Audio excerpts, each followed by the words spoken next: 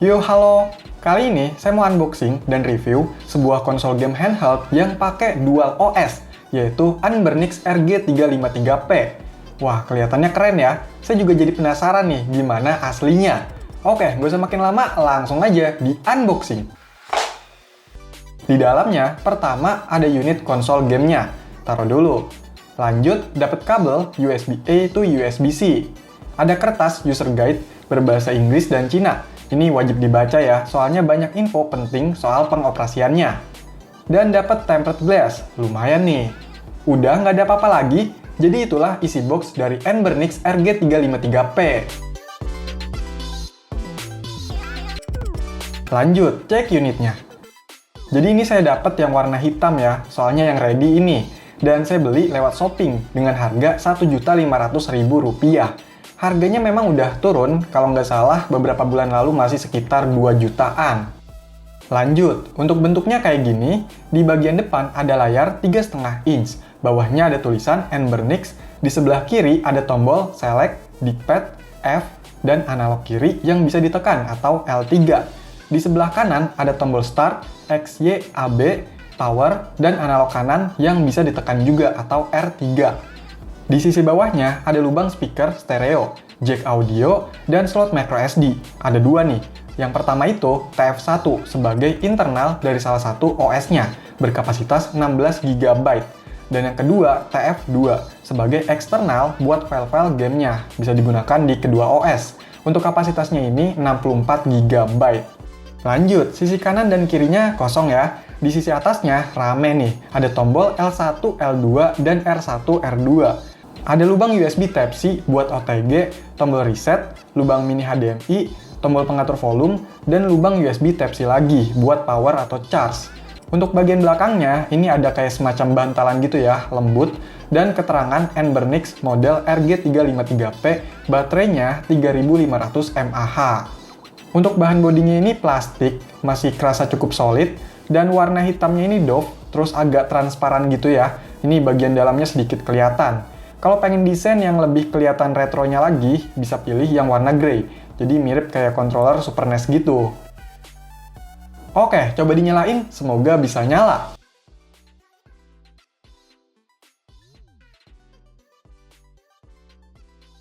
Yes, nyala! Dan inilah tampilan pertama dari Anbernic RG353P.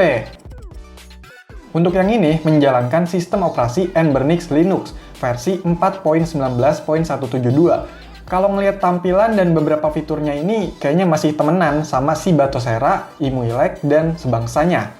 Bisa guna ganti tema ya, scrap artbox melalui koneksi Wi-Fi, pakai controller eksternal, dan fitur lainnya. Nah, di sini udah ada berbagai macam emulator, mulai dari Mega Drive, NES, Game Boy, Nintendo DS, Dreamcast, Neo Geo, PS1, sampai PSP. Banyak nih. Begitu juga untuk daftar gamenya, ini udah dikasih banyak banget. Totalnya ada 15 ribuan game. Mantap ya. Ini bisa langsung dimainin di tiap emulatornya. Oke, coba gas main game.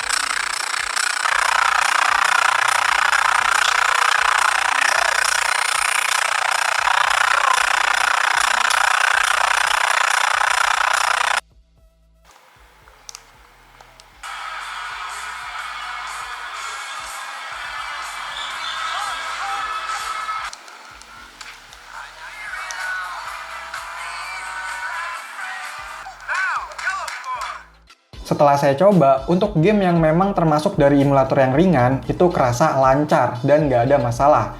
Kalau yang menengah macam Nintendo DS, Dreamcast, sampai yang berat kayak PSP, itu suaranya udah agak macet-macet dan kadang frame drop juga.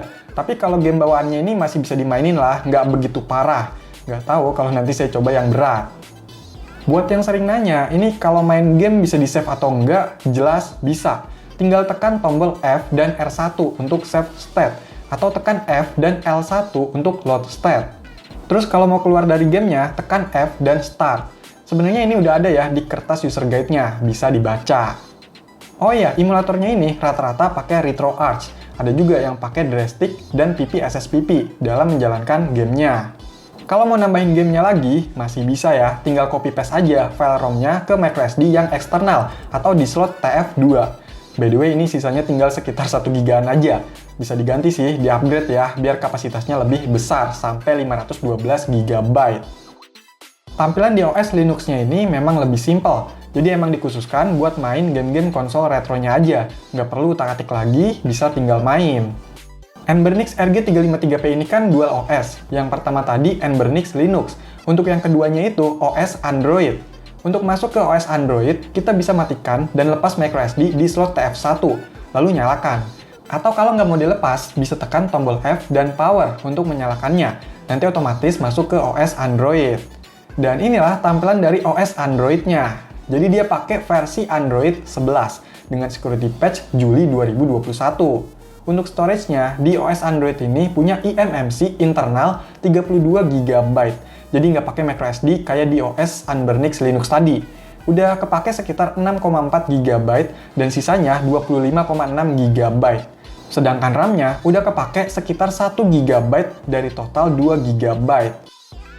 Ini tampilannya berasa kayak AOSP gitu ya, dan untuk aplikasinya ini dia udah terinstall banyak emulator, bahkan lebih banyak dari yang OS Anbernic Linux tadi. Jadi di sini banyak game yang bisa dimainkan, termasuk game PS2, udah ada Aether SX2 nih. Oke, coba gas lagi main game.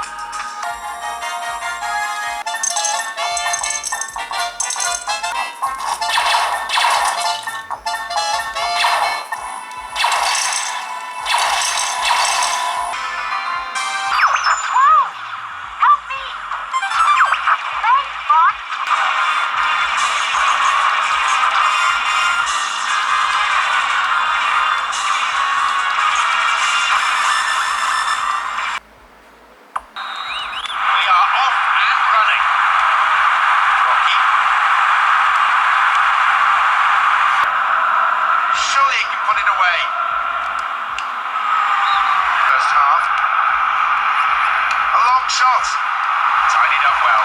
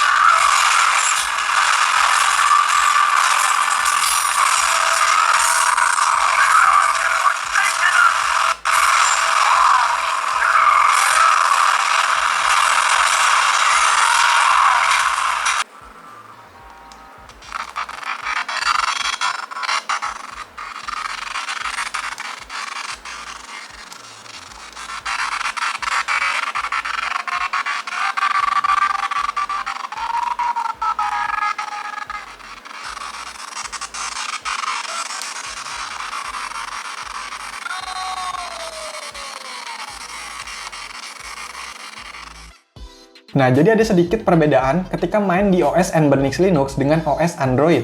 Saya ngerasa kalau di Android ini ada beberapa game yang lebih lancar gitu dimaininnya. Mungkin karena emulatornya ini udah disetting ya dari bawaannya, biar lebih ringan gitu. Dan aplikasinya juga dipilih yang lebih ringan, misalnya Dolphin MMG. Kayak gini kan lebih enak ya, nggak nyari-nyari lagi dan setting-setting lagi. Selain itu, kita juga bisa mainin game yang nggak ada di OS Anbernics Linux, seperti Nintendo Wii, GameCube, bahkan PS2. Tapi tetap aja, walaupun bisa, itu kalau gamenya berat, ya hasilnya kurang memuaskan. Frame drop ya, macet-macet.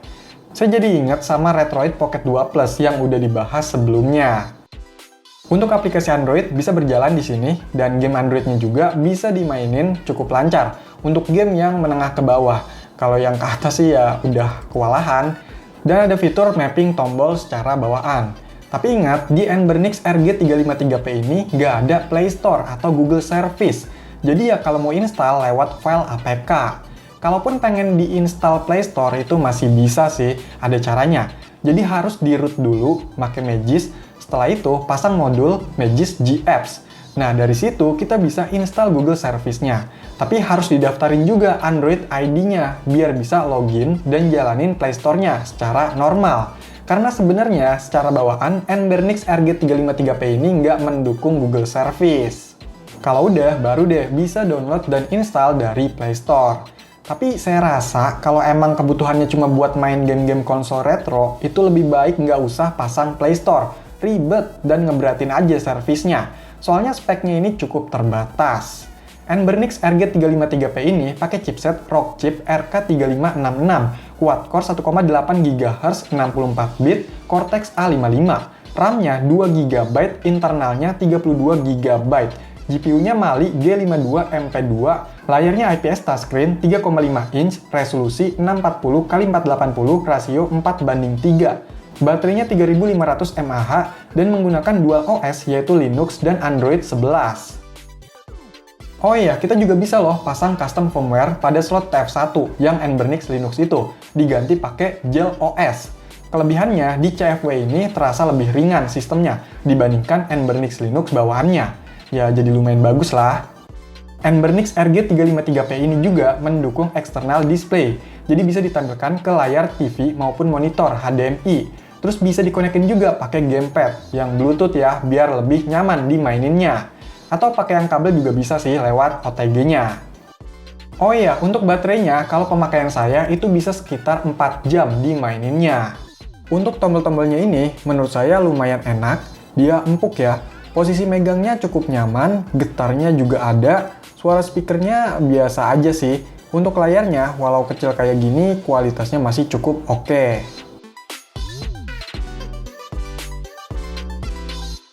Kalau dibandingin sama Retroid Pocket 2 Plus, Anbernics RG353P ini menurut saya nggak jauh beda kalau untuk pemakaian. Memang dari segi performa mungkin kalah di skor Antutunya, tapi wajar lah soalnya lebih murah.